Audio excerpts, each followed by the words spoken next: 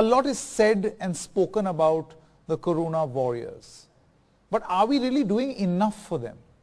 I think this is the time, and more so now that we talk about health, hygiene, is to think, is to respect, and maybe in our minds, in whatever little way, reward these corona warriors. पता नहीं कि क्या कर सकते हैं उनके लिए. वो लोग घर नहीं जाते हैं, अपने परिवार से नहीं मिल सकते हैं, और जो लोग जिन लोगों को इजाज़त मिलती है घर जाने की, मान लीजिए छोटे बच्चे हैं, और बच्चा जो है वो तो अपने माता पिता को देख करके दौड़ता है उनकी तरफ. कई बार ऐसा होता है वो दूर से ही मना कर देता है बाप या माँ, अरे मेरे पास मत आना. क्या बीतती होगी उस बच्चे के दिल में कि महीने भर बाद मिल रहा है और फिर से भी मुझे बोल रहा है कि मुझसे मत मिलो. The doctors and nurses who treated me also for over a period of a month, and I was seeing them, not their faces but the PPE masks every day, and I asked some of them like घर last कब गए थे, तो बोलते हैं 15 days का shift है, अभी इतने सारे डॉक्टर्स और नर्सेज हम खुद ही बीमार हैं कि अभी हमारा शिफ्ट और लंबा होता जा रहा है. So I met few of them who were there in the hospital from last 40 days, 45 days. So I am always grateful to my doctors and the nurses and this whole fraternity who has been taking care. I will not exclude the sanitation workers because every day the loose they were taking care of and making sure like I am not getting any other opportunistic infection being sick. Correct. About this particular award and recognition, we were discussing like what we can do. So these are those people who have done a lot in their personal capacity and who have been, championing this cause of taking care of others. So you will find a mixed bag of people. You have some social workers, you have some doctors, you have some sanitation workers, there's some nurses. It has some activists who have done a lot for their own communities. On the top of that, there are some people who have lost their lives, so the families of them are also getting awarded. So we thought of giving them a token of appreciation, and we thought this is one of the best days, and this is a Shraddhanjali from us to to Mahatma Gandhi by giving this particular award and this honor through Amitabh Bachchan ji. Fantastic. Thank you. This is brilliant. So should we do the honors? Sure. Bachchan Sahab.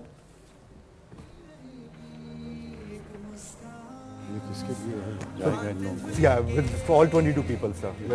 Yeah. Ambika? Why don't you do this?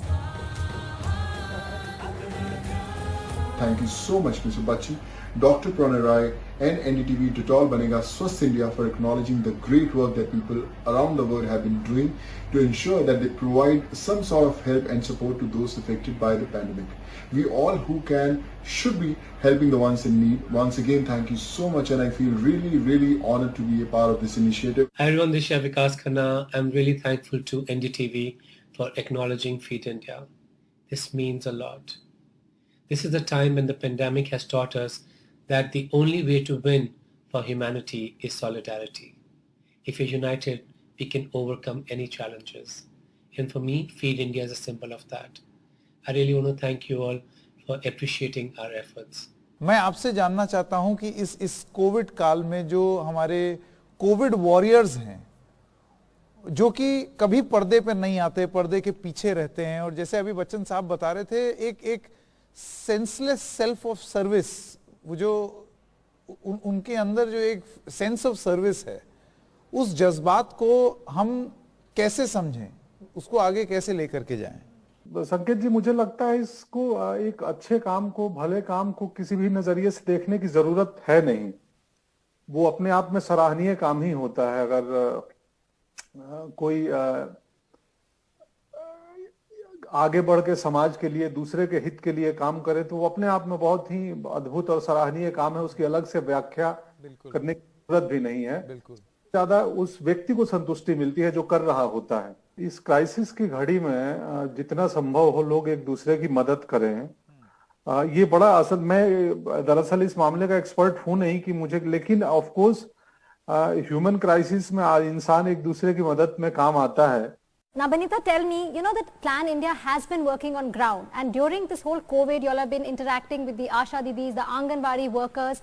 Tell us, how challenging was it for you actually to, get work done on ground? we started working, and then we realized that COVID numbers are spiking, and it was very important for us to maintain the gain which we had in last one and so half an years, and also India had in last decade. So we tried, and then we understood that there is a lack of PPE kits at the district levels, and we tried and we facilitated that with our partner, which is RB. So we have been able to mobilize that for the district authorities, for the frontline workers as well. When we started going to after the lockdown one phase was over, we started entering to the villages. We understood, sir, that there's a lot of problem. There's a lot of fear among the community. Even frontline workers are having fear. So we started thinking, how do we help them? So we then partnered a very professional agency called GE Healthcare. We got trained each and every staff and also the frontline workers. And then we started talking to the government to open their nutrition rehabilitation centers, and then we help them how can they do their village health nutrition days very nicely, which all are COVID ready. Dr. Prashant, tell us, you all have been working 24/7. Many of you have not been going back home. Tell us about what challenges have you seen through this pandemic? Indeed, when the epidemic started, we faced a lot of challenges, which included, working in the ICUs and lack of ventilators, lack of PPEs initially, lack of testing facilities. But slowly it picked up, and we started getting confident about the facilities within the hospitals. There was fear amongst the doctors, nurses, paramedical staff that we may contract the illness. And gradually, as we worked relentlessly, and our fear went away. And today, if I say that we have inculcated a very disciplined and mannered lifestyle, and especially I'm talking about wearing masks and using PPEs, following social distancing norms.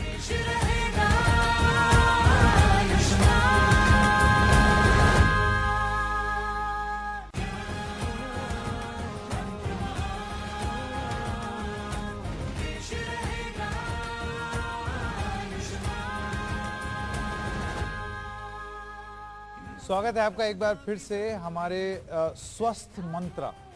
पिछले साल हम लोगों ने जो कार्यक्रम किया था उसका नाम था बनेगा स्वस्थ इंडिया। स्वच्छ से स्वस्थ हुए, लेकिन आज बनेगा स्वस्थ इंडिया के इसी कड़ी में हम स्वस्थ मंत्र मांग रहे हैं या पूछ रहे हैं। हर आदमी अपना अपना स्वस्थ मंत्र बताए। Mister Jain, thank you so much for speaking to NDTV on this program. Now, despite the government spending a good amount in programs like Mission Indra, Indradhanush, the country's immunization remains one of the lowest in the world. If you look at what we've achieved over the last years, and especially after the launch of Mission Indradhanush, it's actually fantastic. I mean, we have 2.7 crore children as a birth cohort every year. Reaching them, it's a large country, the population is huge, so reaching them is already a challenge. And within that reach, there are also challenges of, cultural type. There are issues about vaccine hesitancy. There are issues about gender, where we see discrimination between vaccination for boys versus girls. So multiple such reasons kind of make it difficult for us to be able to get to 100%. But we are at 65%, and we're moving very quickly, and we're seeing also, to some extent, we believe that this whole conversation around COVID and how a vaccine could possibly help is also going to help us with a larger vaccination program. In terms of COVID, there's a lot to be done. Firstly, there are multiple COVID vaccines, as you might have already seen, and they're coming from all over the world. There's a need to figure out how these are going to be rolled out in terms of phase 3 trials. There are going to be multiple manufacturers. There are platforms which have developed. There's a platform called COVAX, which we've also been working with, which actually has 168 countries from around the world has signed up to that. We did a research along with CEPI and WHO. And what we found was that by the end of 2021, we'd probably get 2 to 4 billion vaccines at a max. And probably people like me would be sort of standing far behind on the list in terms of getting the vaccine access.